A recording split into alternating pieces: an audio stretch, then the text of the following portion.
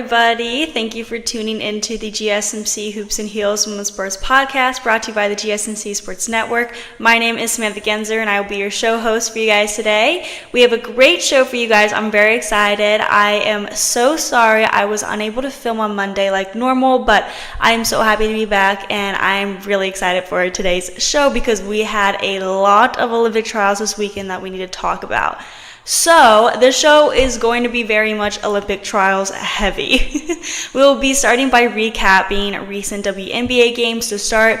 Then we will talk about the KPMG Women's PGA Championships. And afterwards is where we talk about a bunch of Olympic trials. Segment 3 will be the Track and Field Olympic Trials. Segment 4 will be the Swimming Olympic Trials.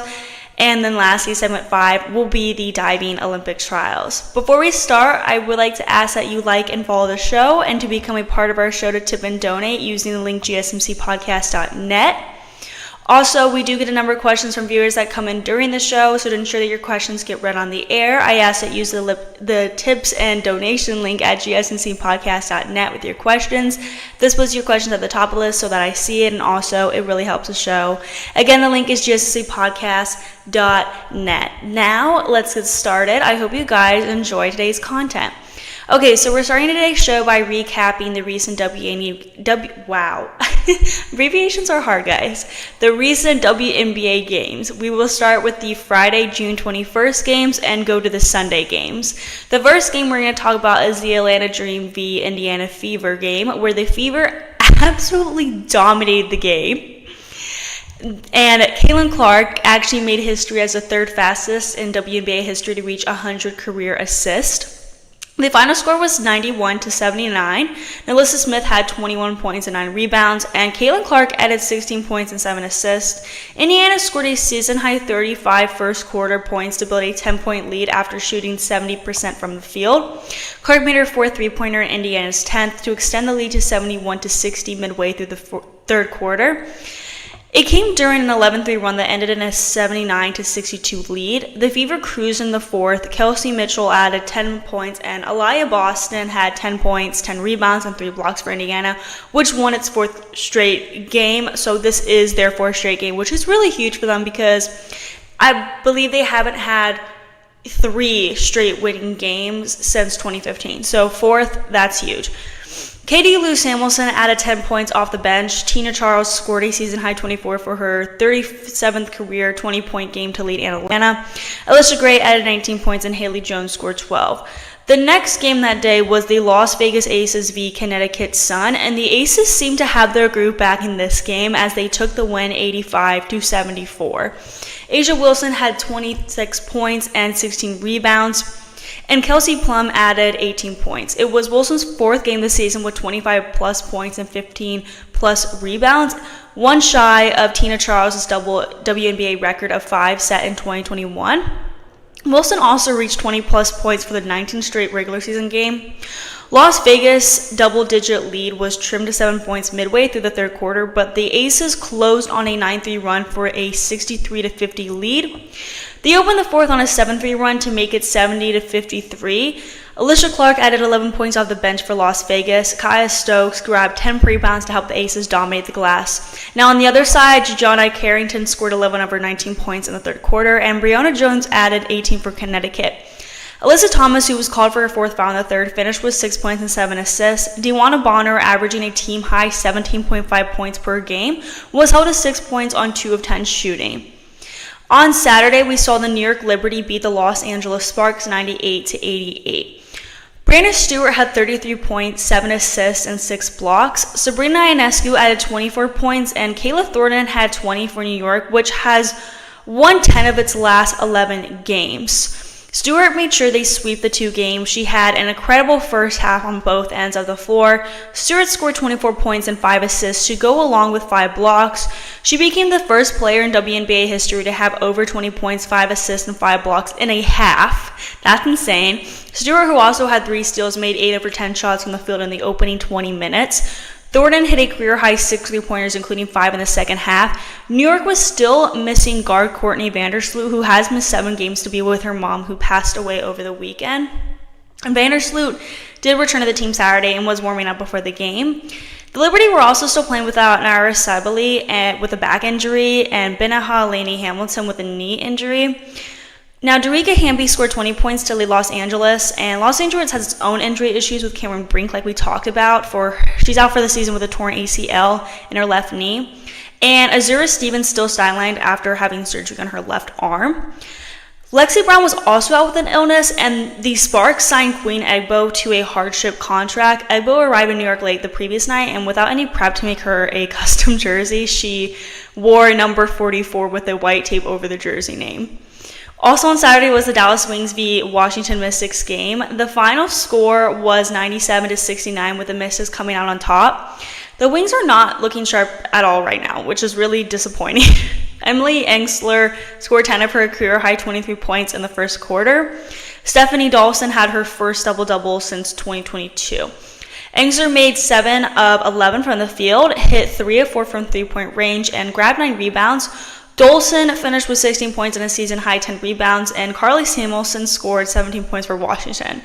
The Mystics, who had set a season-high for points in a game, have won 3 of their last 4 following a 12-game losing skid to open the season. Natasha Howard led the Wings with 19 points, and J.C. Selden, the number 5 overall pick in the draft, scored a season-high 16 points. Erika Ngabwale scored a season-low 6 points, though, which was really shocking to me. She was averaging 25.4 points, second in the WNBA right now, so I was not expecting her to only have 6 points, but then again, sometimes that happens with your top scoring players. Lastly, I wanted to mention that Ariel Atkins finished with 7 points for Washington.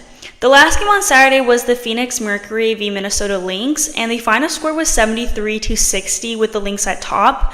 Not a shocker, really. Nafisa Collier scored 23 points and grabbed 14 rebounds, and this is now the Lynx' 6th win in a row. Alana Smith scored 14 points, and Courtney Williams added 12 points and 9 rebounds for the Lynx.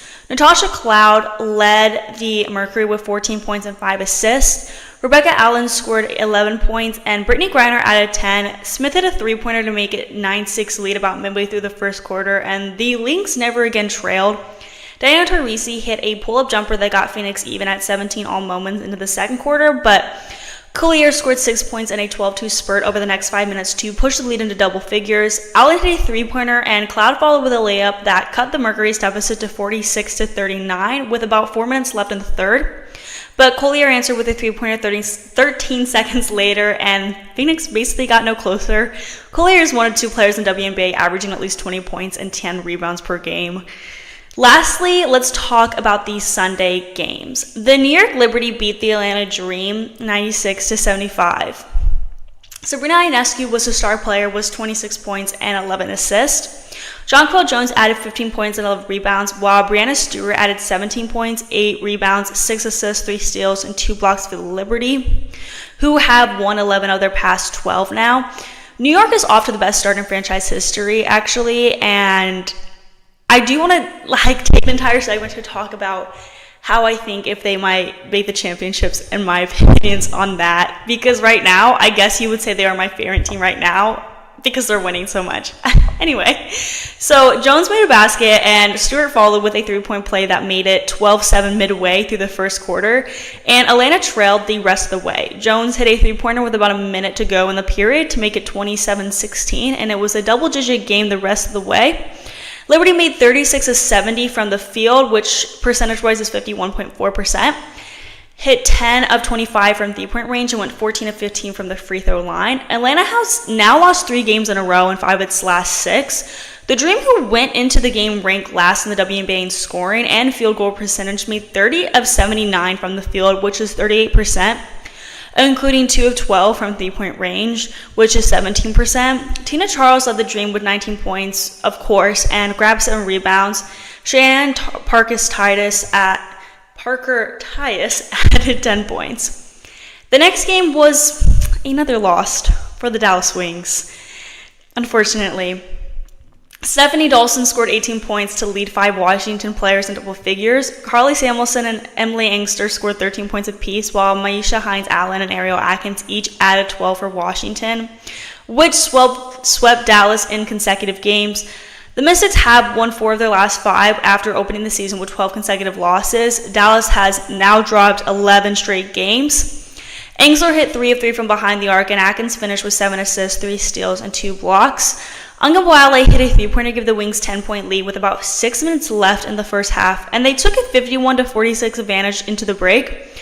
Dallas made just 4 of 15 from the field in the third quarter as the Mystics hit 5 threes as they led into the fourth. J.C. Selden hit a 3-pointer that cut Washington's deficit to 85-79 with 2 minutes left, but the Wings once again got no closer. Natasha Howard scored at 26 and Ungabwale added 23 for Dallas, so a much better game for her. Sheldon finished with 11 points and Monique Billings grabbed 14 rebounds to go with 8 points. The next game was the Sun v Seattle Storm matchup. Joel Lloyd had 16 points, 5 assists, and 5 rebounds. Skylar Diggins-Smith added 13 points and 8 assists, and the Seattle Storm beat the Connecticut Sun 72-61. Nika Nwumike also scored 13 for the Storm. Easy McGregor finished with 11 points and 9 rebounds, with Jordan Horston scored 10 points with 7 rebounds and 3 steals. The Sun led by as many as 11 points in the second quarter before Lloyd hit 2 free throws to give Seattle its first lead at 30-28 with about 2 minutes left in the half. Connecticut reclaimed the lead when Dewana Bonner made a layup with about 5 minutes to go in the third quarter, but Nwumike answered with a 3-pointer 42 seconds later that gave Seattle the lead for good. It sparked a 12-2 run that was capped when Horston scored 5 consecutive points. Lastly, Alyssa Thomas had 14 points and 14 rebounds for the Sun, and Brianna Jones also scored 14 points, and Tyasha Harris added 10 points. The last game on Sunday was probably the most interesting, I believe it is the most watched, is the Fever v Chicago Sky game. And before this game, the Fever had beat the Sky twice, and one game they beat the Sky by 1 point, a single point, but this time, the Sky beat the Fever by 1 point. The final score was 88-87, so again, extremely close game. Caitlin Clark ended with 17 points, a franchise record 13 assists, 6 rebounds, and tied a career high with 4 steals. Sunday's matchup marked the 4th consecutive game Fever guards Kelsey Mitchell, Caitlin Clark, center Aaliyah Boston, and forward Alyssa Smith all scored in double figures as Mitchell led with a season-high 24 points, 2 assists, 1 block shot, and a steal. Boston trailed with 18 points on 8 of 14 shooting, 7 rebounds, 6 assists, 2 blocks, and 1 steal. Boston recorded 2 block shots on Sunday and moved to 9th in the Fever all-time block list with 74, and then Smith totaled 12 points, 7 rebounds, and 1 assist in the loss. Additionally, Smith moved to 14th place on the Fever all-time scoring list with 1,124 career points. After a hard-fought first half, the Sky went on a 7-0 run to start the third quarter, but Indiana responded with a 24-3 run of its own at the end of the quarter while securing its largest lead of the night, 72-57. Indiana handed out a season-high 28 assists and committed a season-low 9 turnovers compared to the Sky's 15 turnovers. 3 Sky players scored in double figures, led by Angel Reese's 8th straight double-double and a career-high 25-point, 16-rebound performance. Sky guard Kennedy Carter followed closely behind with their 23 points, 5 assists, and 2 rebounds. Sky rookie center Camila Cardoso recorded the second double-double of her career with 16 points, 10 rebounds, and 3 assists. Chicago also outscored Indiana in paint points 48-28 and bench points 14-7. And then I got a comment here saying, I'm sorry, I'm like out of breath. Whenever I talk for like a while, I get out of breath. It's like embarrassing. I get a comment here, Lynx or Liberty tonight. Absolutely Liberty. I have a feeling they're going to win. I'm also hoping. They're on a winning streak right now, and I don't want them losing that winning streak. So we're now going to go on to the next segment where we talk about the KPMG Women's PGA Championships. Before we get into that, we're going to be taking a quick break so I can drink water and not be super out of breath. Like, it's bad. Anyway. Okay, so I will see you guys very soon. I feel like I'm losing my mind. Is everybody in the world blind? Please, Lord, give me a sign, a sign. I feel like I'm losing my mind. Is everybody in the world blind? Please, Lord, give me a sign, a sign. I wanna be the greatest. Everybody on the fake shit. I look around and feel like everybody is the fakest. I make this every day and I'm impatient, hoping one day I blow up from the basement. Statement, the top is so vacant, I don't hear shit that I think is amazing. Waiting for my day when I'm playing sold out shows for 1,000 faces. Hey, give me that crown, get in my way and to be put down. It ain't your place, all this my town. If I want that shit, then I'll get it right now. I'm losing it, the noose it fits, some losing shit, a stupid myth. You choose to live or choose to dip, you choose to fight or lose your grip and lose a gift. Oh, I feel like I'm losing my mind. Is everybody in the world blind? Please, Lord, give me a sign, a sign. I feel like I'm losing my mind. Is everybody in the world blind? Welcome back, everybody, to the GSMC Hoops and Heels Women's Sports Podcast, brought to you by the GSMC Sports Network. We just got done recapping recent WNBA games, and now we're going to recap the KPMG Women's PGA Championships that took place from June 20th to the 23rd. So it ended this Sunday. It was a really, really good competition, and I recommend watching the highlights if you have the opportunity to. Before we get into recapping, I wanted to remind you guys to like and follow the show and to become a part of our show to tip and donate using the link gsmcpodcast.net. This link also puts your questions at the top of the list so that your comments and questions are read on the air and get answered. We would really like the support, and I would really appreciate the support as a student. So thank you guys very much. Anyway, it really helps the show. Also, make sure you guys stay to the end of the show to hear about the U.S. Diving Olympic Trials that also ended Sunday. There was a lot of stuff going on Sunday, I will say that. Anyway, now that we got that out of the way, let's talk about the KPMG Women's PGA Championships. Okay, so the PGA Championships took place in Sahalee Country Club in Washington. In Thursday's show, we previewed this competition, and I recommend checking it out so you could have the information about who won previous KPMG Women's PGA Championships. It's a long title. And who was predicted to win in best bets and all of that. I'm always wrong when it comes to betting on golfing. That's just a disclaimer. Okay, so let's obviously start with round one. And in round one, I want to focus on Nelly Korda because there's just some shocking things that are happening here. So Nelly Korda is the Rolex Women's World Golf Ranking #1 golfer, but she was having a rough time last weekend at the LPGA Mayor Classic. Korda has won 6 times in 2024, collecting 5 straight titles from January to April, a record-tying feat that hadn't been done on the LPGA Tour in nearly 2 decades. Her streak was broken after she finished in a tie for 7th as the Cognizant Founders Cup, but Korda returned to her winning, I'm not going to say streak, winning ways the very next week at the Mizuho Americas Open, defeating Hannah Green by 1 shot after a grilling showdown with the Australian on the back nine at Liberty National Golf Club. Korda's next 2 starts didn't go so well as she missed the cut at the U.S. Women's Open presented by Aaliyah after making a 10 on the par 3 12th hole in the first round, and then missed another cut like I mentioned last week at the Mayor Classic. Korda opened her week with a 3 under 69, making, and I'm talking about the championships that took place this week. And so she opened her week, this championship, with a 3 under 69, making 1 bogey, 1 double bogey, and 6 birdies on Thursday in the Evergreen State. A solid showing that has started her bid for a 2024 title off on the right foot. She began the day with a birdie on the par 4 10th hole to move to 1 under, but gave that shot right back with a bogey on 12. Korda then rattled off 3 consecutive birdies on holes 13, 14, and 15 to race up the leaderboard and get to 3 under overall.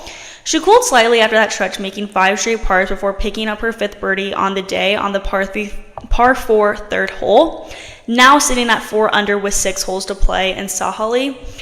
Korda made a double bogey on the par 4 4th hole after a wayward tee shot and a 3-putt to drop back to 2 under, but she hung tough and closed out around with a 14-foot birdie putt on the par 3 9th hole to post a 3 under 69 and claim an early spot at the top of the leaderboard on day 1. After After the round, Korda said, not only is it hard and demanding off the tee, it's really hard with your second shots in. It's hard to take the opportunities when you can and be aggressive out there, because I feel like in the morning, you can definitely be a little bit more aggressive with the majority of the pins being in the shade and a little softer. But once the greens start to see a little bit more sunlight, they start to firm up a bit more, and you have to play a little bit more defensive. Anytime I can shoot under par in a major, I think that's a positive. Hopefully that will just give me good momentum going into the next few days. So at the end of round 1, Lexi Thompson was really showing how talented she is, where she claimed the top position on the leaderboard with a 4 under 68. So we had to continue talking about Nelly Korda on round 2 here. It was a steady stream of mistakes that cost Korda the championships instead of just one giant disaster. She boogieed 5 of her first 6 holes in the second round to turn in 42. She was 9 off the pace beginning her back 9. She started this major by making nearly 110 feet off putts and shooting 69. The putter, however, was uncooperative in round 2. In fact, she played more like someone who had missed back-to-back cuts, which she has, than someone who has won 6 times this season, which she also has. So there's a little issue there. The trouble began when Korda hit her tee shot at the first into a fairway bunker and played her second shot to a short-sided position. A poor pitch led to 2 putts and a bogey. She then missed a 3-footer for par at the second, missed a 12-footer for par after going long at the par 3 third, and then missed another 3-footer for par at the fourth. 4 holes, 4 bogeys. She seemed to have righted the ship at the par 3 fifth, hitting her tee shot to 5 feet. She then missed the birdie putt. It was just not overall good, okay? Like, it was not good for her.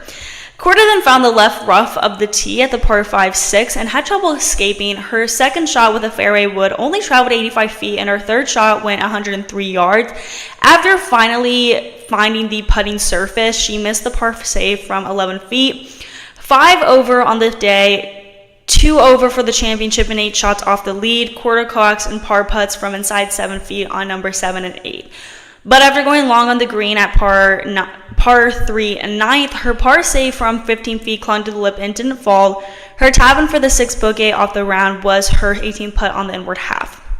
So by the end of round 2, Sarah Smetzel and Amy Yang were leading the leaderboard. Yang was bogey-free, which was super impressive. Smetzel, who was in the picture right here, somehow found 6 birdies in the morning on Friday, including birdies at her last 2 holes.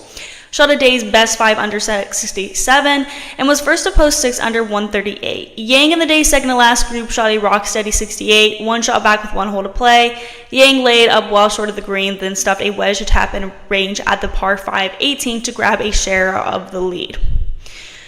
3 players sit 2 shots back, including former world number 1 Jin Young Ko of Korea, Lexi Thompson, and Japan's Hanaka Shibuno. Thompson, seeking her second major title and first in the decade, played her opening 9 and 33 shots to reach 7 under, but ran into a double and 2 bogeys coming in. She came ready for a good tussle and was encouraged with her position heading to the weekend. Now, she has not won the LPGA in 5 years, which is really shocking and sad to me. So, I was really hoping that this was going to be, her chance to shine again. So moving on to the third round, Amy Yang, shot a 1 under 71 to take a 2-shot lead into the final round. Yang was at 7 under 209. Lauren Hartledge and Maya Yamashita were tied for second at 5 under. Hartledge shot for her second straight 69 for the only bogey-free round of the day. Yamashita from Japan had her second 70 in a row. She's an 11-time winner on the Japanese tour. Sarah Smetzel shot a 74 to drop to 4 under. Lexi Thompson had a 73 to drop into the tie for 5th at 3 under with Lilia Vu, Caroline Inglis, Jin Young Ko, and Hanaka Shibuno. Vu had the best run of the day with her 68. Yang won 39 holes without a bogey before dropping a shot on the par 4 8th. She quickly recovered, hitting it 8 feet on the par 3 9th and making the putt to get back to 6 under and take the solo lead. Yang pushed her lead to 2 strokes, hitting the green and 2 on the par 5 11th for a 2-putt birdie. She dropped another shot on the par 4 16th, her 3rd bogey of the tournament, but followed with a 36-foot birdie putt on the par 3 17th. Wow, sorry guys, I stutter a lot when there's a lot of numbers, so I sincerely apologize.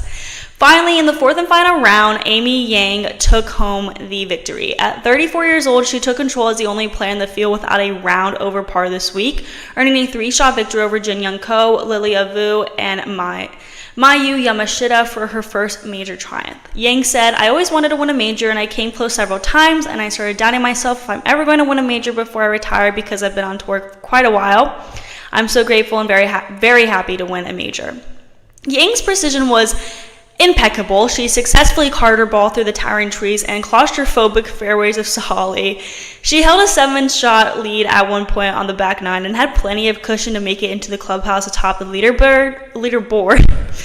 Even a tee shot into the water on the 17th hole wasn't enough to dampen the spirits or slow Yang's pursuit. Yang still went for the green on the 18th hole with a 3-wood from the fairway and made par on the last 2 close out the victory. Yang is the oldest major winning on the LPGA Tour since Angela Stanford won the 2018 EVN Championship at age 40. Anna Nordquist had recently turned 34 when she won the Women's British Open in 2021, but Yang will turn 35 on July 28th. Yang's form so far this season didn't indicate the elusive major was on the horizon. She had not had a top 20 finish this year and missed the cut in each of her last 2 starts.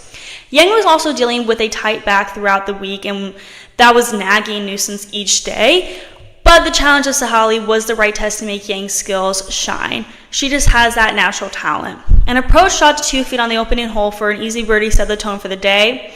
A terrific chip-in birdie on the 5th hole from 67 feet and a clinical birdie at the difficult par 4 8th helped Yang push her lead further. She bounced back from a bogey on number 10 with an eagle chance on the 11th that led to another tap-in birdie. Another tight approach to 4 feet on the par 3 13th for a 5th birdie on the day saw Yang reach 10 under par, 6 shots clear of the field. She said, "It's incredible. I was so nervous beginning of the day, even night before, and I told Jan on the 18th fairway this has been the longest 18 holes I ever played in my career.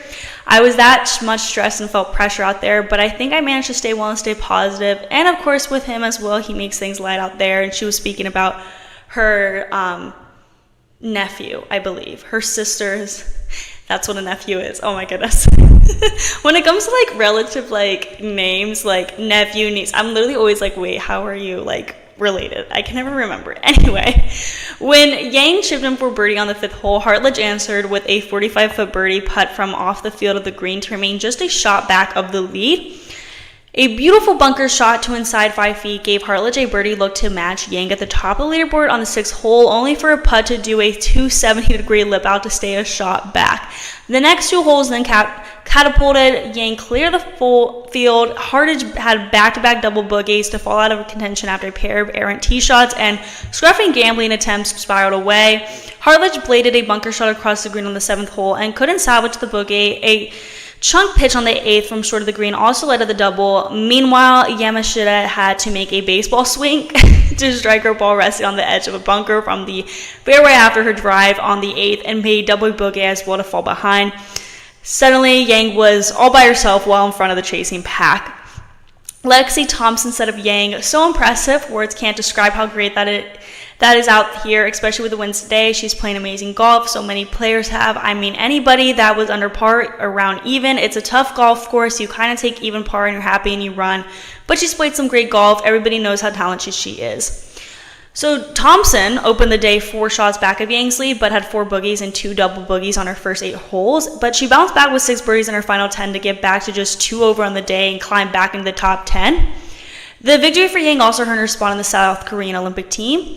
So we will be seeing her some more. So let me just end this segment talking about all the places, because I always like to just round it up with all the places here. So Amy Yang in first. Tied at second was Aaliyah Vu and Jin Young Ko. Tied at 5th was Ali Ewing and Lauren Hartledge. At 7th was a tie with Hanaka Shibuno and Mao Sego. Tied at 9th was Rio Haran, Carolyn Inglis, Sarah Schmetzel, Lynn Grant, and Lexi Thompson. So we're now going to move on to the next segment where we talk about the U.S. Track and Field Olympic Trials.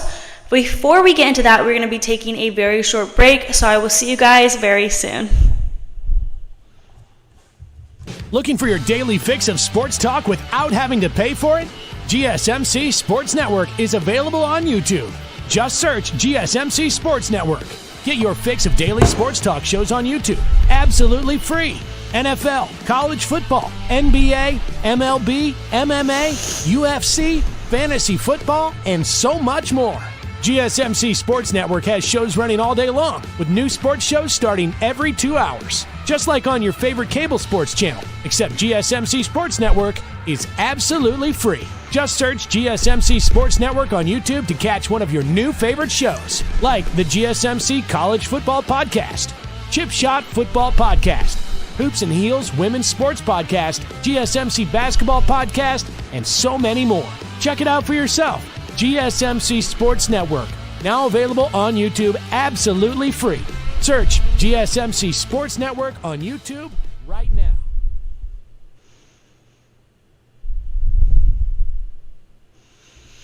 Hello, welcome back to the GSMC Hoops and Heels Women's Sports Podcast, brought to you by the GSMC Sports Network.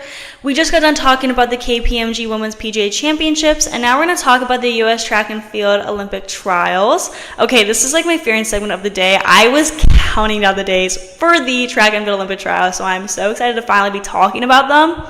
Okay, so let's get started. So the U.S. Olympic Team Trials, Track and Field, are underway in Eugene, Oregon at the famed Hayward Field on the campus of the University of Oregon, set for the 21st to 30th of June. The event is split into two 4-day chunks, with 25 and 26th of June serving as a break from competition. Because it is Tuesday the 25th, we are going to recap the first 4 days. Because there are so many dang events in track and field, we are only going to recap some of the headlined or most standout events, in my opinion. But if you guys are interested in me recapping some of the other events that I was not able to get to in this episode of today, please leave a comment, and I promise I will recap it. Also, just for some background information, the top 3 in each event, or at least in most events, sometimes it's different for certain ones, but in most of the events, they secure their spot in the Olympics. But if you have like a world ranking that is super high, you also can secure a spot that way. But it's really just the top 3 is what you need to focus on. Okay, so let's obviously start with day 1. Athing Mu is back, and she's just as good as before with before her hamstring injury. She is the reigning 800-meter Olympic champion. Mu hadn't competed yet this 2024 season due to her hamstring soreness, having last competed at the same venue, Hayward Field, at the Diamond League final last September. She was third in the heat, clocking a 2 minutes, 1.73 seconds. Now in the women's 100-meter heats, reigning world champion Sha'Carri Richardson avoided disaster out of the starting blocks, then cruised to a 10.88 seconds to advance to the final rounds. Richardson thrust her arms out wide as she crossed the line first, then knelt down to tend a minor detail, her shoelace on her right shoe, which had come undone in the final 20 meters. Richardson ran in the fourth of 4 heats and was one of the 4 women to break the 11-second mark, though she was the fastest among them. Melissa Jefferson at 10.91 seconds, Mackenzie Long at 10.94 seconds, and Aaliyah Hobbs at 10.97 seconds did so as well. Collegiate standout Jacia Sears withdrew from the event earlier on Friday. The Tennessee star had been the fastest woman in the world in the 100 meters so far in 2024, clocking a 10.77 seconds in April. She hadn't raced in some 6 weeks. However, her most recent effort a full second slower at 11.73 seconds than the world lead time. So that's basically why she dropped out. But there isn't much information on like if she had an injury or anything. But I think she just ended up just not wanting to run it. I didn't really know the details on that, but just know that she was the world record holder in the world. So, and she is not going to the Olympics because she did not run it, unfortunately. I was really excited to see her. On Saturday, the second day, was the 100-meter finals. You can already guess, Sha'Carri Richardson won the women's 100 meters, obviously. She clocked a time at 10.71 seconds, and second was Melissa Jefferson at 10.80 seconds, and Twanisha Terry qualified for the games, placing third at 10.89 seconds. I'm really happy to see that these 3 athletes in particular are going to the Olympics, but I am shocked to not see Tamari Davis qualify in this event. She was in 4th, though, so she was so dang close. Aaliyah Hobbs was in 5th, and she was a great contender for this event as well. The most upsetting thing is the fact that Mackenzie Long is not going to the Olympics in the 100-meter dash. She obviously did great on Friday, but before the finals on Saturday was the semifinals, and she finished in 12th overall there. She got a time of 11.15 seconds, which is a pretty big gap from her Friday's time at 10.94 seconds. Despite her not making it to the Olympics, Long did amazing, and hopefully we will continue seeing her making headlines in the NCAA D1 track and field competitions. Also on Saturday was the women's triple jump. Jasmine Moore saved her best lead for last to finish at the top, going 14.26 meters. The competition in the women's triple jump heated up in the sixth and final round. Moore, who competed for Team USA at Tokyo 2020, boasts the best mark ever endorsed by an American of 15.12 meters, which she set at the 2023 NCAA Indoor Championships. Tua Orhi, twice an Olympian with a best place in a fourth at 2016, also flew in her final attempt, jumped to a 14.22 meters to claim second, and defending champion Tori Franklin kept her first attempt of 13.72 meters as her best for third. Moore will next be competing in the long jump, which begins on Thursday.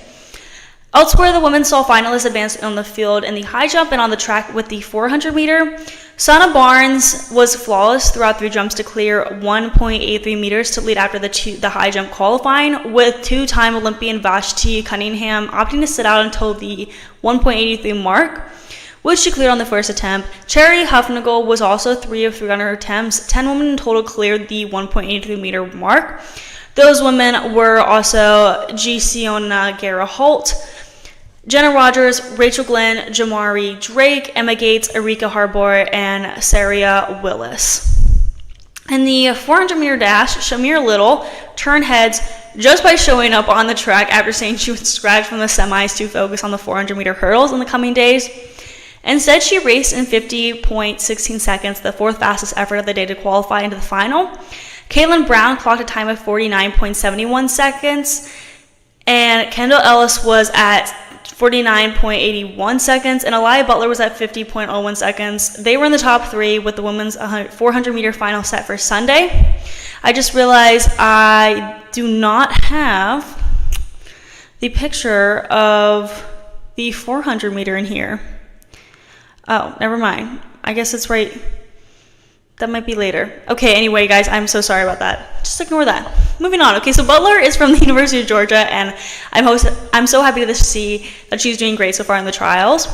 For Sunday, let's start with the women's hammer throw. Ohio native Annette Ichikumwoke claimed the women's hammer throw title on the field, hurling a 74.68 meters on her first attempt. Deanna Price and Erin Reese earned Paris 2024 berths as well. Moving on to the 800 meter semifinals, reigning Olympic champion Athing Mu led a field of 4 sub-2-minute times that also included Kate Grace, Michaela Rose, and Juliet Whittaker. Mu's 1 minute 58.84 seconds was the fastest time of the night. Kate Grace was in second at 1 minute 58.97 seconds, and Michaela Rose was in third at 1 minute 59 seconds. Michaela Rose is a standout athlete at LSU. So I'm super happy to see she's making her way in the trials, possibly getting a chance to compete at the Olympics, obviously depending on how she does in the finals, which we will get to. Juliet Whittaker finished in 4th, and she's a student at Stanford, so it's great also seeing her do really well so far. So after struggling throughout the season, Kendall Ellis earned a second Olympic berth in the 400 meters by clocking back-to-back personal best. Her 49.46 seconds claimed the win, with Aaliyah Butler at 49.71 seconds and Alexis Holmes at 49.78 seconds heading to Paris 2024 with her. The only 3 women to break the 50-second mark on the night. Alexis Holmes is the 4x400 meter gold medalist. I think it's also notable to point out the 4th to 6th place finishers in this event because they did great, even though they didn't qualify for the games. It was a really close event, and I felt like there were so many favorites and top contenders in this event that I would have been really happy to see in the Olympics. 4th was Caitlin Brown from University of Arkansas. You guys probably recognize her name from when I recapped the NCAA D1 Track and Field Championships. She clocked a time of 50.07 seconds, and then in 5th was Kanara Hayes, who I would have thought would finish higher, but she still did really good with her time at 50.55 seconds. And lastly in 6th was Isabella Whittaker from the University of Pennsylvania with a time of 50.68 seconds. Lastly, let's talk about Monday. In the women's 800 meter finals, disaster struck for Athing Mu in the middle of the first lap. Mu got tripped up and fell. While she tried to reel in the rest of the field, Nia Kins pulled away down the stretch and won the race in 1 minute 57.36 seconds. That's a personal best for Atkins. Allie Wilson placed second in 1 minute 58.32 seconds, and Juliet Whittaker took third in 1 minute 58.45 seconds. Mu was in tears as she jogged to the finish line in last place. I don't blame her. This was such a disappointment and so sad. She still is in the running for the relay, so her Olympic chances are not over, but this was so disappointing and really upsetting. Like, it really shows you that there's these little factors that will just influence an entire chance to be in the Olympics. Like, we all thought she was going to be in the Olympics, and then she fell, which was the most simplest issue in a race. And now she is not going to be competing in the 800-meter event. So it's very sad, very, very sad. So moving on to some better news, for the women's 5,000 meter final, Parker Valby led at the 10-minute mark of the race and was at the front nearly the entire way. Elise Cranny, Elle St. Pierre, and Carissa Seatsweiser were right there with her, though. Those three all passed Valby with about 800 meters to go. St. Pierre to the front, followed by Cranny and Seatsweiser. They stayed right in that position for the remainder of the race. St. Pierre won it in a meet record of 14 minutes 40.34 seconds, followed by Cranny, who was literally just 0.02 of a second behind her. Schwitzer holds on to finish third at 14 minutes 45.12 seconds, followed by Valby in fourth place at 14 minutes 41.44 seconds, which is a personal best. So the women's 5,000 team for pairs will be St. Pierre, Cranny, and Schwitzer. I'm sad to see that Valby did not make the cut because we have all heard her name from the NCAA D1 Track and Field Championships, and she was one of the favorites going into the race. I really thought she would have qualified, but she still has the 1,500 meters, so we will see how that goes for her. The first round of the women's 3,000 steeplechase also took place. Former Oregon State University star Kaylee Mitchell won her heat, crossing the finish line in 9 minutes 29.54 seconds. Valerie Constein was a close second in 9 minutes 29.61 seconds, and Courtney Wayment was just behind her in 9 minutes 29.66 seconds. They're so insanely close, all three of these places. These times are so insanely close. It is, it drives me insane. So all the time qualifiers are Rodenfels, Logan Jolly, Christy Gear, and Kaylee DeLay, though. Okay, so before we move into the next segment, let's just quickly talk about the women's high jump finals. The opening height was 5 feet 8 inches. 5 women have cleared 6 feet without a miss. Sana Barnes, Vashti Cunningham, Jamari Drake, Rachel Glenn, and Charity Hugnafield. 6 of high jumpers have cleared 6 feet 2 inches. They are Hugnafield, Jenna Rogers, Barnes, Cunningham, Glenn, and Jasiona Guerra Holt. The bar was in at 6 feet 3 and a fourth inches. Hugnafield leads the women's high jump, clearing a personal best 6 feet 4 1/4 inches without a miss, or about 1.94 meters. Cunningham and Rogers are second with jumps of 6 feet 3 1/4 inches. Glenn also had cleared that height and is in fourth place. Cunningham and Glenn are the only two in the competition who have achieved the Olympic standard of 6 feet 5 1/2 inches. Ultimately, Hugnafield won the high jump with Glenn second and Cunningham third. Glenn and Cunningham hold the Olympic standard. I'm really happy to see that Rachel Glenn was in second, so we can see a student athlete in the Olympics and field events already. She's a student at the University of Arkansas. You'll probably recognize her name. So we're now going to move on to the next segment where we talk about the U.S. Swimming Olympic Trials. Before we get into that, we're going to be taking a very short break, so I will see you guys very soon.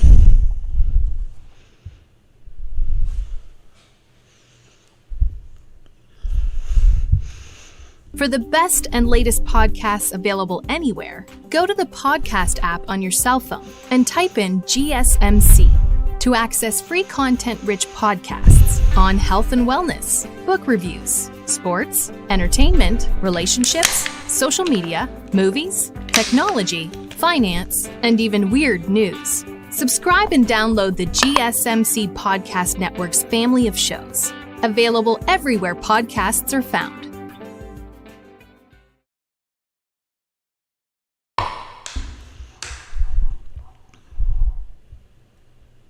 Hello everybody, welcome back to the GSMC Hoops and Heels Women's Sports Podcast, brought to you by the GSMC Sports Network. So we just got done talking about the U.S. Track and Field Olympic Trials, day 1 to 4. And now we're going to talk about the U.S. Women Olympic Trials. I don't know why, I literally sometimes cannot speak. I sincerely apologize. Okay, so we have already recapped day 1 to day 5 in last week's videos, so we're going to continue where we left off and start with day 6. that took place from the 15th to the 23rd, by the way. So we're just going to focus on the finals because low-key, that's what's the most interesting. Just as a reminder, the top 2 in each event qualify for the Olympics, but the U.S. team can have 26 athletes per gender, so that means that if someone qualifies for more than one event and would rather only race for one of their events in the games, then the 3rd, 4th, and maybe even 5th place finishers in the trials matter. So in that case, we are going to still talk about the people that finish in places that aren't the top 2. That will be obviously decided later, especially when relays are official, because that will also, influence how many events everyone is in. Okay, so now let's actually get started. Okay, day 6. Let me pull up the pictures for you guys. Okay, so day 6, Regan Smith added another event to her Olympic schedule, taking the win in the women's 200 butterfly final. She was off the 2 minutes, 4.91 seconds championship record that she set during the semifinals, but still won the race by nearly a second. Smith was at the heart of the action the entire race. She went out the start in 27.72 seconds, turning first. Emma Stickland took control of the race on the second 50, turning in 59.40 seconds at the halfway mark, 0.05 seconds ahead of Smith. Alex Schnell had a huge third 50, splitting 32.39 seconds to join Stickland and Smith at the front of the race. Schnell turned for home in first place, with Smith running second and Stickland third. Smith dug in over the final 50 meters, splitting 33.52 seconds to get the win. Schnell held on for second in 2 minutes, 6.69 seconds, and while she likely already qualified in the women's 4x200 free relay, this swim gives her an individual event in Paris. Stickland ran out of gas on the last 50, splitting 35.58 seconds. That gave Lindsay Looney more than enough room to catch her, as she was the fastest closing split in the field. In a slower final than expected, Looney was actually the only one to drop from semifinals and swam a lifetime best of 2 minutes, 7.03 seconds. Also that night was the 200 breaststroke final. Kate Douglas brought the crowd to their feet in the women's 200 breaststroke final. Douglas was out like a shot, opening her race in 31.58 seconds, already 0.55 seconds under world record pace. She was still under the world record pace at the halfway point, splitting 1 minute, 6.93 seconds to Shikonova's 1 minute, 7.28 seconds. For the record, 1 minute, 6.93 seconds would have been 5th in the 100 breaststroke final. Douglas fell off the world record pace on the third 50 at 35.88 seconds, but was still almost 2 seconds ahead of the rest of the field. She came home in 36.55 seconds, breaking the championship record that she set in prelims of this race with a 2 minutes, 19.46 seconds. She got closer to her American record as well, missing it just by 0.16 seconds.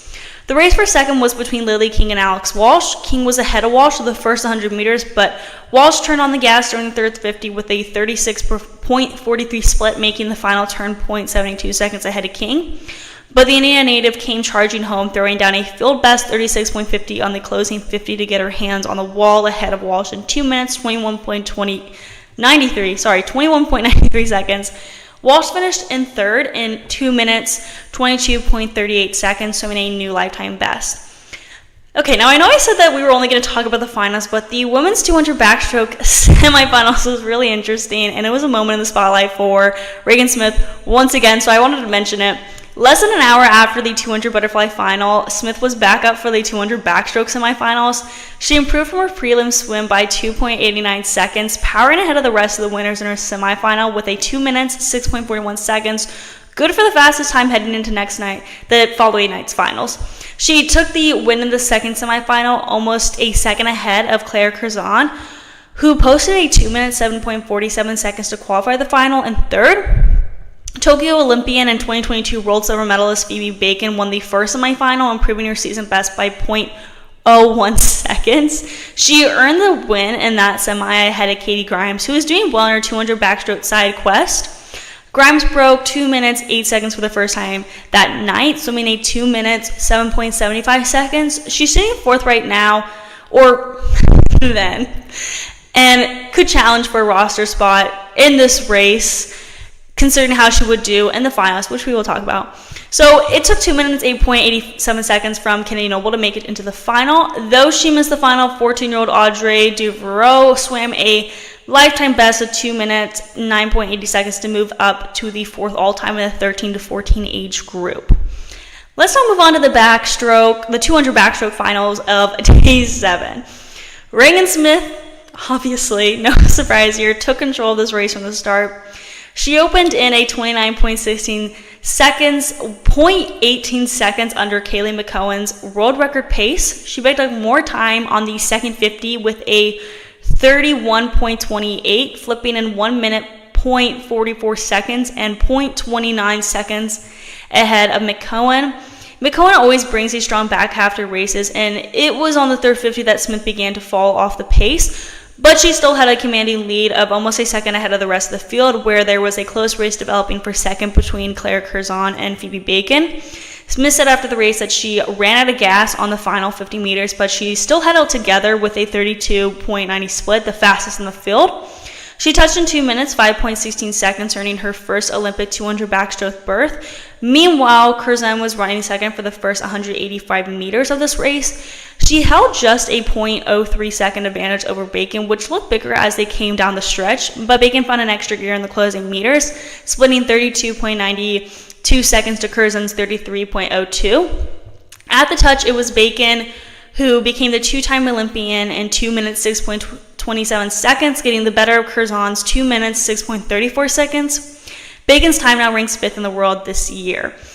Also, day 7 held the IM semifinals. This is like one of my favorite races because it's like a combination of so many different things going on. You know, it's like, it's more chaotic, I feel like.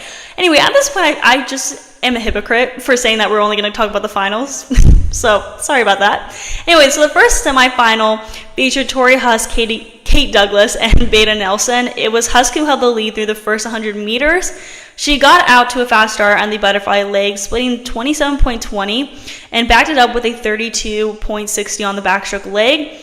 Douglas turned at the halfway point in third place and got to work on the breaststroke leg. Douglas split 36.89, pulling the lead ahead of Huss. Huss made a push at the start of the freestyle leg, but Douglas motored home in 30.55. She clocked at 2 minutes, 8.53 seconds, which held up to give her lane 4 for tomorrow night's final. Or not tomorrow night. Why am I saying tomorrow night? The following night. In the second semifinal, Alex Walsh swam away from the field and posted 2 minutes, 8.74 seconds, touching 21 seconds behind Douglas. Huss 2 minutes, 9.43 seconds, moved her through to the final in third. Also making the final was Beta Nelson, who swam a huge personal best of 2 minutes, 10.83 seconds to qualify in fourth. Zoe Dixon swam a big lifetime best as well, posting a 2 minutes, 11.64 seconds to earn a second swim. On day swim was the 200 IM finals. This was an absolutely amazing race. Kate Douglas smashed her U.S. Open record from 2023 and became the 4th fastest performer in history with a blistering 2 minutes, 6.79 seconds. She's just the 6th woman in history to get under the 2 minutes, 7 seconds barrier in this event. She and her Virginia teammate Alex Walsh went first and second in this event, with Walsh punching her ticket to Paris and joining G. Walsh on an Olympic team together.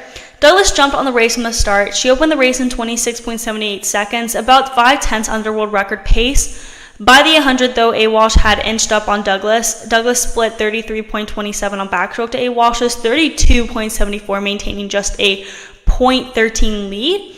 A. Walsh continued to push on the breaststroke leg, but Douglas gained a little more room with a 36.57 split, widening the gap to 2/10 at the final turn. Douglas brought her race home in 30.17 seconds, shaking off Walsh and speeding to her final time in 2 minutes, 6.79 seconds. A. Walsh split 31.04 seconds in the freestyle leg. It's the 3rd slowest freestyle split in this final, but Walsh had built up more than enough of a gap during the rest of the race that she touched second without any challenges around her. She clocked 2 minutes, 7.86 seconds, a time she described herself as happy with for now, but continued that she was excited to see what she can do in Paris as the pair looked to make a second straight Olympic podium. Isabel Ivey, meanwhile, charged in lane 1 on the freestyle leg. She closed in 29.92 seconds, moving from 5th at the last turn all the way into 3rd. Ivey posted 2 minutes, 10.09 seconds, a second personal best in this event at the meet. The last event on day 8 was the 800 freestyle finals. Katie Ledecky joined Michael Phelps as the only swimmer who have won an event 4 times in the U.S. Olympic trials after coming in first in this event. Ledecky posted in 8 minutes, 15.12 seconds en route to her 4P and won the race by over 6 seconds. While the 2nd through 6th place qualifiers for the finals were separated by less than a second going into the race, this did not turn out to be a particularly close race at all. Paige Madden settled into second at the first turn and stayed there for the entire race. She's had an excellent trials after having a tough couple years at the Tokyo Olympics, but now she's confirmed she's a second individual race in Paris after finishing second in the 400 free and earning a spot on the 4x200 freestyle relay. Madden clocked a huge personal best for second, swimming 8 minutes 20.71 seconds. 2023 Worlds finalist Jillian Cox touched third in 8 minutes 22.97 seconds. The last day was Sunday, day 9, which held the very much anticipated 50 freestyle finals. At least I was very much waiting for this event. Simone Manuel took her swimming comeback to a new level. She has already qualified for Team USA in the 4x100 freestyle relay, but her win here in the 50 freestyle gave her a chance to contest the 50 freestyle for the 3rd straight Olympics. In 2021, Manuel punched her ticket to Tokyo. Oh my gosh, I just forgot for a second when the last Olympics were. No, where the last Olympics were. Oh my goodness, now I can't even speak. Basically what I'm saying is she had this opportunity in the Tokyo Olympics, and now she has this opportunity again in the Paris Olympics. So this is her fastest time since the 2019 World Championship, and she took the win in 24.13 seconds. Both Gretchen Walsh and Tori Huss added from their semifinal times, which would have gotten first and second in this final. Despite adding 0.09 seconds, Walsh was still able to get her hand on the wall in second place with 24.15 seconds. She was 0.02 seconds off Manuel's time and the swimmer second fastest of her career. Abby Wetzel had a strong swim, taking third in 24.26 seconds, knocking 0.01 seconds off her season best and finishing ahead of Huss 24.33 seconds.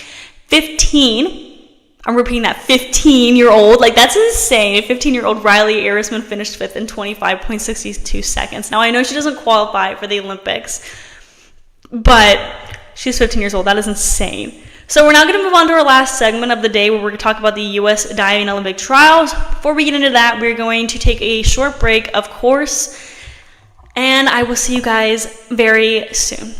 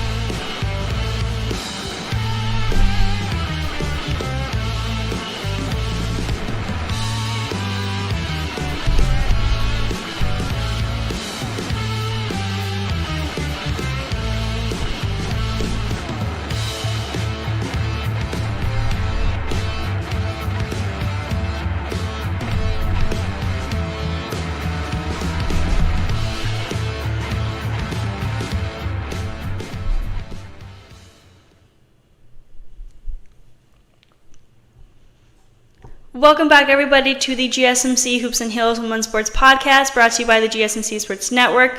We just got done talking about the U.S. Women's Olympic Trials, and now we're moving to our last segment of today's show, where we talk about the U.S.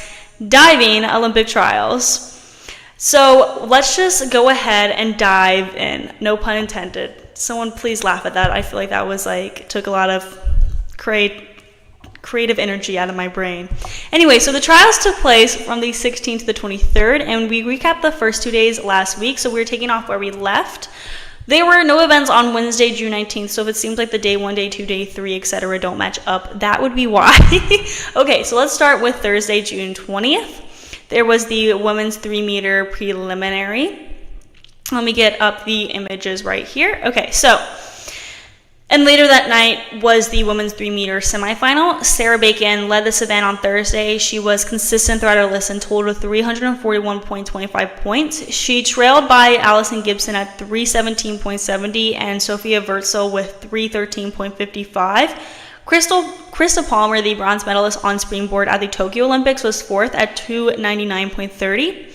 Bacon was looking to qualify for a second event in Paris after earning a spot in synchronized 3-meter Monday at the University of Tennessee in an auditorium. So we aren't going to go in chronological order pretty much because the women's 3-meter springboard finals took place Saturday night. So let's just jump to talking about that because it makes the most sense in my head right now. So not shockingly, Sarah Bacon and Allison Gibson secured their spots in the Olympics for the individual 3-meter springboard after finishing first and second in the trials. Bacon scored 639 points, and Gibson finished with 635.10 points.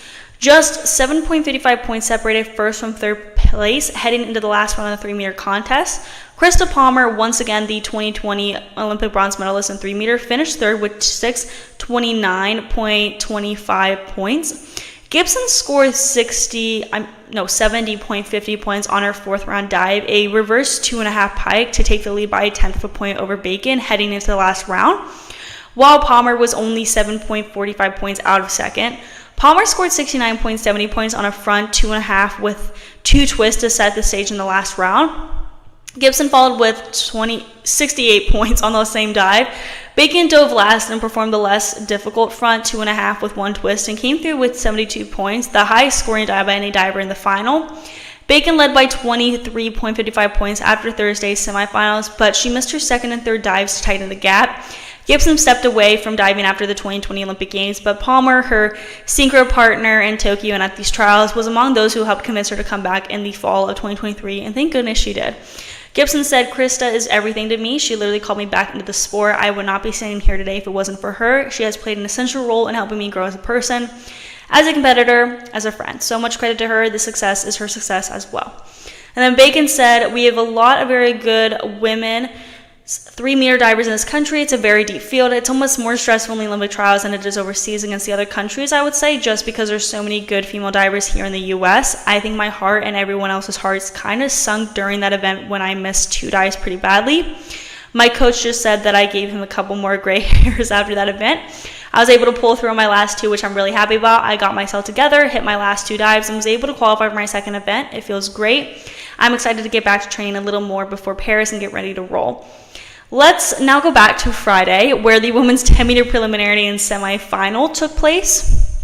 Delaney Schnell led on the women's 10-meter springboard. Schnell is looking to add a second event in her schedule in Paris after qualifying in the synchronized 10-meter with Jess Parado. A silver medalist with Parado at the Tokyo Games, Schnell scored 325.95 points in the individual event to lead Darren Wright by 18.10 heading into the Sunday final. Sophia McAfee was third with 275.10. Only one woman diver secured a spot at the Olympics in this event, so this is a very tough competition here. So on Sunday was the women's 10-meter springboard finals. Delaney Schnell placed first with a total of 638 points, and Darren Wright took that second place spot, but unfortunately not the spot at the Olympic Games. She had a total of 596.35 points, so Schnell was very much a clear winner. And third was Sophia McAfee at 581.70 points. And fourth was Bailey Cranford at 557.45 points. And then fifth was Katrina Young at 548.50 points. 548.50 points. There you go. That makes sense. Okay, so just to recap the other 2 women's events to specify who will be competing in the U.S. at the Olympics for diving, let's talk about the women's synchronized 3-meter preliminary and semifinals and finals, all that. So the first event on day 1 was the women's synchronized 3-meter preliminary. And first was Cassidy Cook with Sarah Bacon, and second was Allison Gibson and Krista Palmer, and third was Kendall Knight with Samantha Pickens, and fourth was Lily White with Bailey Sturgill, and fifth was Ain Fowler with Caroline Schulte, and last and sixth was Ella Rowley with Avery Geis. Finals took place at night, and Cassidy Cook at 29 years old and Sarah Bacon at 27 years old secured their spot in the Olympics. The duo totaled 629.82 points over 5 preliminary dives and 5 final dives. The duo closed out the finals with 70.20 points on their last dive, a front 2.5 somersaults with 1 twist. When they hit the water, they literally knew they had clinched a spot on the team. They prevailed by 30.33 points over Allison Gibson and Krista Palmer. 3 years ago, Gibson and Palmer won the trials over Cook and Bacon, then placed 8th together at the Tokyo Olympics. Cook stepped away from the competition after the Tokyo Olympic trials following shoulder injuries, and Bacon encouraged her to return and reform her synchronized team, like I said earlier. And so very happy that she continued because now she's doing 2 events in the Olympics. So Cook and Bacon looked like they were in the driver's seat for the Olympic spot when they placed 4th at the 2020 World Championships. This is not shocking to me that they won. And then together they beat Cook and Bacon at last year's Winter Nationals, Gibson and Palmer. So they were always competition. So this was very good. So if you guys have the opportunity to go back and watch these events, I would definitely watch this one. Okay, so this time around, though, Cook and Bacon literally led all 10 dives. Cook will make her second Olympic appearance after placing 13th in the individual springboard in Rio 2016. So, yeah, hopefully everything goes well. She dealt with back fractures, concussions, and shoulder injuries in her diving career. So hopefully Bacon is still looking healthy and injury-free right now so she can continue going to the Olympics in Paris. Okay, so Bacon said, we faced a lot of obstacles over the last couple of months together, years, honestly, injuries and all that kind of stuff. So just coming through all of that and making my first Olympic team and her second Olympic team.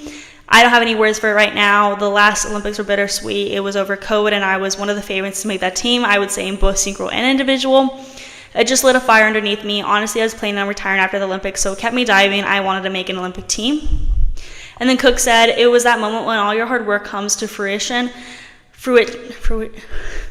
Oh my goodness, I literally cannot speak today. I'm so sorry. Fruition.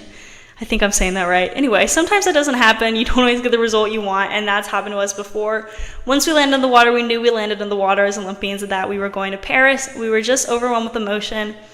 It feels amazing. We have been working so hard for so long and given a lot of sacrifices and gone through so much as a team to finally say that we made the Olympics together, that we're going to Paris. Honestly, doesn't feel real yet, but I'm over the moon. Okay. So on the second day, we had the women's synchronized 10-meter preliminary, and later that night was the finals. In the preliminaries, Delaney, Schnell, and Jessica Parado started out strong, getting that first place spot. And second was Gabriella Filson and Bailey Sturgill. Third was Emily Moore and Kaylee Bishop. Lastly, fourth was Katarina Hoffman and Abigail Napton. That night was the finals, and there Delaney, Schnell, and Jessica Parado secured their spot in the Olympic Games. The pair won the trials by more than 100 points. They were the silver medalists at the Tokyo 2020 Olympics, and it will be Parado's third Olympic Games and Schnell's second. They finished with a total of 607.14 points, and second place was Gabriella Filson and Bailey Sturgill with 494.13 points, so clearly there was like a huge lead right there.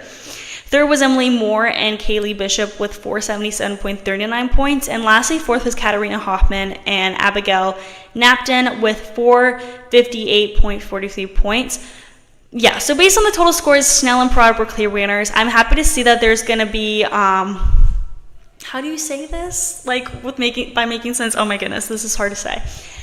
I'm happy to see that there's going to be people on the diving team that are doing more than 2 events because like they were favorites going in. I felt like Schnell was a favorite going in and Bacon was a favorite going in, and seeing that they're doing 2 events and both events that they were favorites in is really awesome. I think it shows how strong the U.S. Olympic team is in diving especially, so yeah, it will definitely be very exciting. Okay, so that concludes our last segment. Thank you guys for tuning into the GSMC Hoops and Heels Women's Sports Podcast presented to you by the GSMC Sports Network. Your support means a lot to us, so please remember to subscribe to the show and leave a positive review. It really does make a difference. We also invite you to follow us on Facebook, Twitter, TikTok, and Instagram for more content and updates. Thank you guys once again, and have a wonderful day.